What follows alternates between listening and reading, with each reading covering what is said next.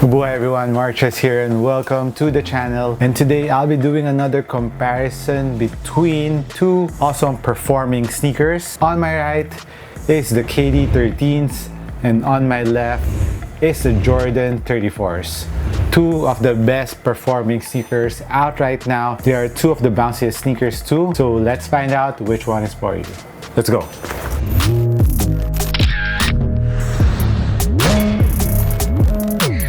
Before we start with the comparison video, guys, I would just like to remind you that we have an ongoing raffle. When we reach 20,000 subscribers, whichever videos reach 2,000 likes, I will be raffling off a sneaker for you. I'll be choosing a winner from that video, and of course comment down below your name, your size. Follow me on Instagram, Facebook, and of course here in the YouTube channel. So good luck to you guys. Like I've said in the beginning of this video, these are two amazing performers. These two actually are in my top 10 list this year so far.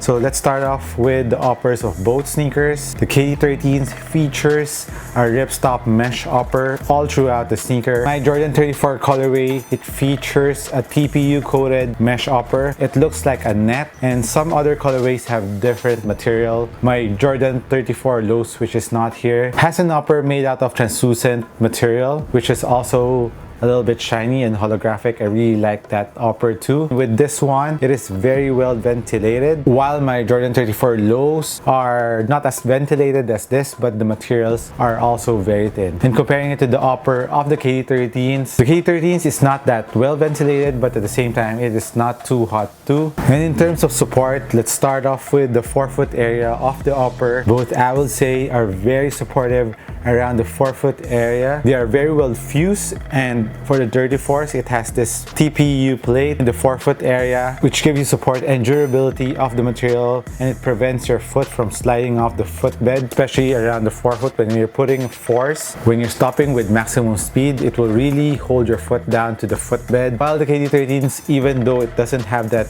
big plate in the forefoot area, it is still very supportive. There's an extra fabric wrapping around the forefoot area, while in between there's a fuse overlay too, giving more durability to the sneaker at the same time giving it extra support. Around the toe area, I would give a slight advantage on the KD13s because the ripstop material in the forefoot area is completely securing my forefoot. I can feel it really wrapping around. And comparing it to the Jordan 34, I can feel a little bit of stretch even though the mesh is fused. I really felt the thinness of the material, so it stretches just a bit. In my Jordan 34 low, which has a patent leather material in the forefoot area, my forefoot area feels more secure in that kind of setup. Now moving on to the midfoot part of the material, both are also very supportive. As for the Jordan 34s, even though it has a very thin material around the midfoot, there's an underlying fabric which gives you extra support. So when you tie your laces up, it really hugs your foot down too, and it acts like internal wings or straps. So when you pull your laces, the inner lining pulls closer and molds to your foot. The KD13, although it's just one material, it's ripstop material, it is very effective. The swoosh logo acts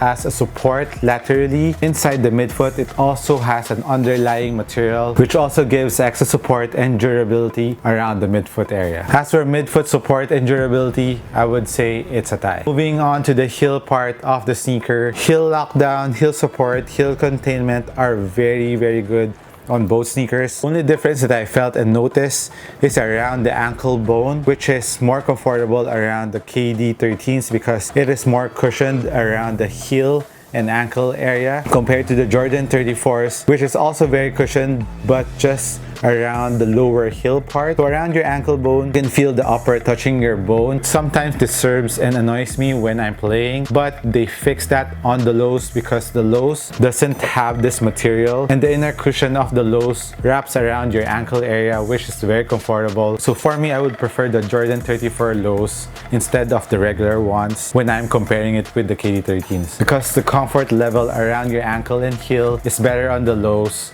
compared to the regular ones. So as for fit and lockdown of the sneakers, I would say it's a tie because I really love the fit and lockdown of the sneakers. No heel slippage, no sliding around the footbed in these two awesome sneakers. Also, of course, another difference is the KD13s is a mid-cut sneaker, while the Jordan 34s is a low-mid sneaker in this regular version.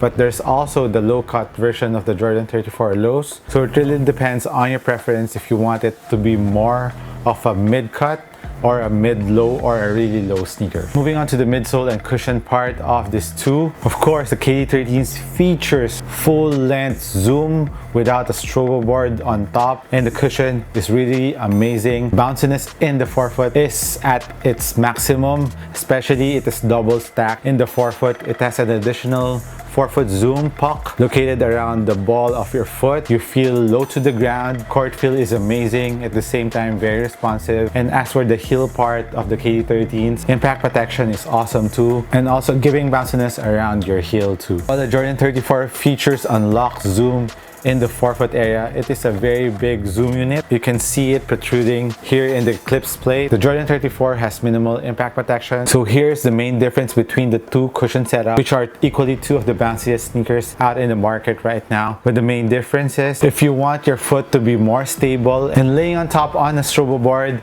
and you want to feel more stable and flat, strobo board will give you that feeling in the forefoot area of the Jordan 34s. While on the KD13s, if you want to feel the bounciness right below your foot, and you don't mind it without the strobo board, and you want a full length bounce feeling from the forefoot to the heel of your foot, of course go with the KD13s, because impact protection is better on the KD13s comparing to the Jordan 34. Also, I forgot to mention the Jordan 34 has a very nice court feel and very responsive cushioning setup, but you have to break in the cushion setup of the Jordan 34 more compared to the KD13s, which needs little break-in time. You can really feel the cushion setup of the KD13s immediately right off the box, but the Jordan 34, you need to break in the Eclipse plate a bit to soften it up in order to feel the maximum bounciness around the forefoot area. Now moving on to the outsole and traction of both sneakers, I would discuss first the shape of the two outsoles. The outsole shape of the Jordan 34 is a bit wider in the forefoot area compared to the KD13s, while on the heel, the traction on the Jordan 34 is like a modified herringbone pattern, while on the KD13, it features circular pattern.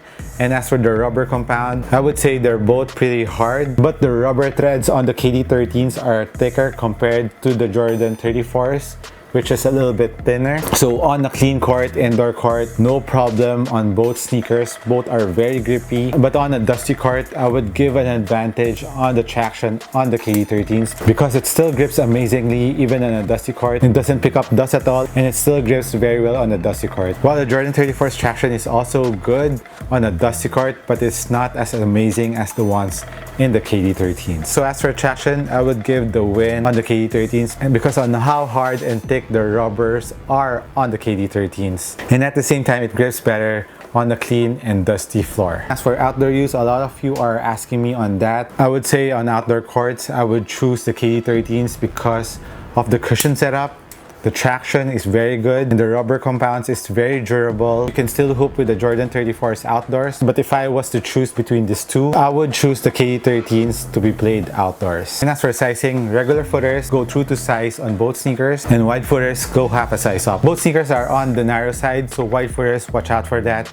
If you can fit it in store, go ahead. Please do before buying any of these sneakers. For pricing, the Jordan 34 regulars are priced at 8,500 pesos, while the KD13s are priced at 7,500 pesos. So around 1,000 pesos difference, or $20 difference on both sneakers. So the KD13s is cheaper by 1,000 pesos. For aesthetic wise, I would say they are pretty much equal to me. It really depends on the look that you're getting. If you want a more minimal look, of course, go with the Jordan 34s. It's one of the most minimal, good-looking sneakers out right now in the market. While the KD13s, it really depends on the design that you'll be getting. I went on a very maximalist look on my KD13s, but you can also design it on a plain, solid upper. But in terms of look, slickiness, of course, the 34s is sleeker looking compared to the KD13s. And the low-cut version, if you've seen my white low-cut version, it really looks dope on the Jordan 34s. That can even pass as a lifestyle sneaker. So it really depends on your preference, guys. But my final verdict is, if you want a more minimal looking sneaker, if you want to be more stable to the ground, that feeling of a strobo board below your foot, and a very bouncy forefoot, very well ventilated sneaker, looks futuristic too, go and buy the Jordan 34s. And if you're more on the budget and you like low cut sneaker, the Jordan 34 lows are cheaper, and I think it looks better than the regular regular ones. But take note, that is my opinion. But if you want a sneaker that has maximum bounciness feel right below your foot, and you don't mind a mid-cut sneaker, and at the same time having amazing traction on a clean or dusty floor, of course, go with the KD13s. This is cheaper, of course, compared to the Jordan 34s. You could never go wrong between these two sneakers, just a matter of preference on the looks and what your priorities are. So I hope I help you guys out once again with this video.